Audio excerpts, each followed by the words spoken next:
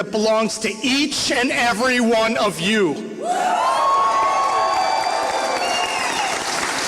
You guys stood by through some pretty grueling days and challenging times, but you've always believed in our vision for West Virginia and how we can lift ourselves up, grow our standard of living, and be that shining state in the mountains.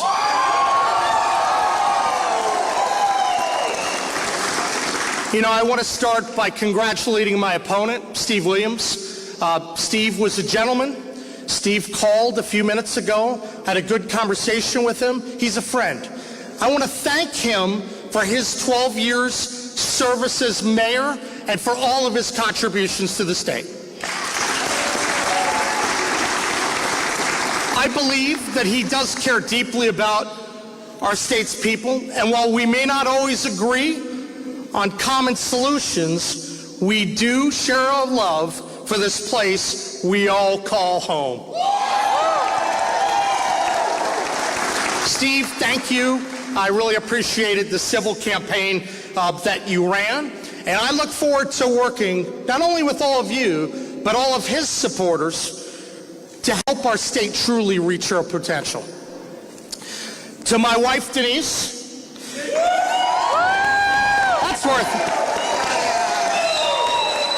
to my daughter, Julia, to George, and you guys may know about George, right? And our incredible campaign team. So many people work so hard. You know, we have Jonathan and Tyler and Chris and Patrick, and Kevin's like volunteer extraordinaire. Kevin's been phenomenal. Look, this is a victory for all of you, and it's a victory for all of West Virginia. You have believed in our cause, and you've put up with an awful lot. You gave up a little bit of your heart and soul to advance our common cause, and for that, I'm going to be eternally grateful. Now, to everyone who put their heart and soul into this campaign, the volunteers, the supporters, and every West Virginian who dared to believe in a freer West Virginia and the potential of West Virginia to soar under conservative leadership, thank you.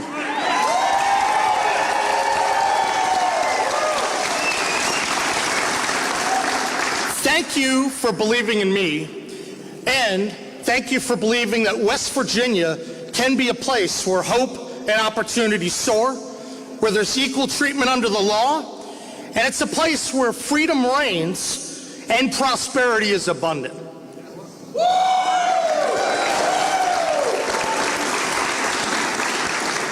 Now, I stand before you tonight, and I really can't help but think about how remarkable and unlikely a journey this has been. You know, I grew up in a working class family. I was the son of a father who worked in the steel industry and the mother who was a dedicated VA nurse. There were 4 kids, and my parents, they taught me an awful lot about the values of hard work and the importance of integrity and never being entitled to anything. Work should be rewarded. My parents knew what it meant to put in a hard day's work, to face challenges with grit, and to sacrifice to give their children a better life. I wouldn't be here without the values they instilled in me. Thank you, Mom and Dad, for everything you did.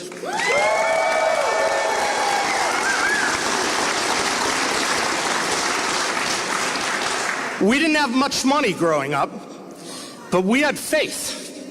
Keep the faith. We did. And we had faith that through hard work and perseverance, we could achieve so much. I was the first in my family to graduate from college and then law school. I fought through some tough times, nearly enduring bankruptcy, but I bore down and I worked through the challenges. But that's no different than what most hardworking West Virginians have had to face every single day. I do know what it's like to worry about paying the bills, worrying about your credit cards, whether you're going to be able to make the payments, or what it's like to struggle. I know what it's like to work hard, and still feel like you're struggling to get ahead. That's why I'm committed to serving every single West Virginian. No matter where you come from, what you believe, or the challenges that you have in life, I'm going to stand by you. And I understand the dignity that comes from hard work because I've seen it up close and I know what it can do to forge one's character. To every West Virginian that could hear me tonight, I see you, I hear you, and I am no different or better than you. You deserve respect and dignity and a path for a better life. I want to help you find that by fighting to protect your freedoms and eliminating all the barriers where you have government standing your way.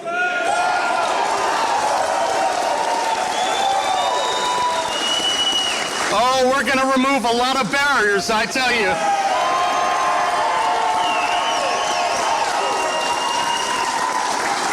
I also want to take a moment to reflect on where we are here and the fact that this is a historic moment for the Eastern Panhandle.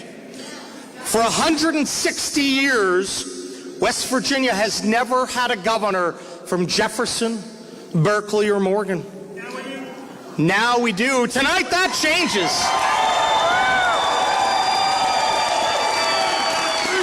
Tonight, we make history together as I stand before you as the first governor in our state's history to be elected from down the road in Jefferson County.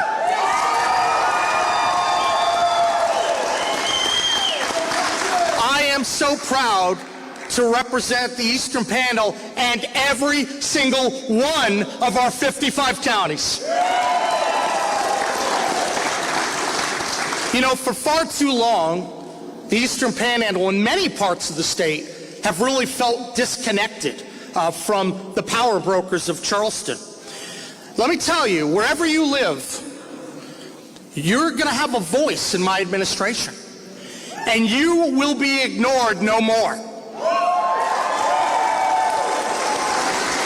Tonight, as we celebrate, we must also recognize that our work is just beginning.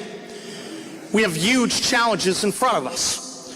For far too long, we've seen industries struggle. We've watched too many of our young people leave our state.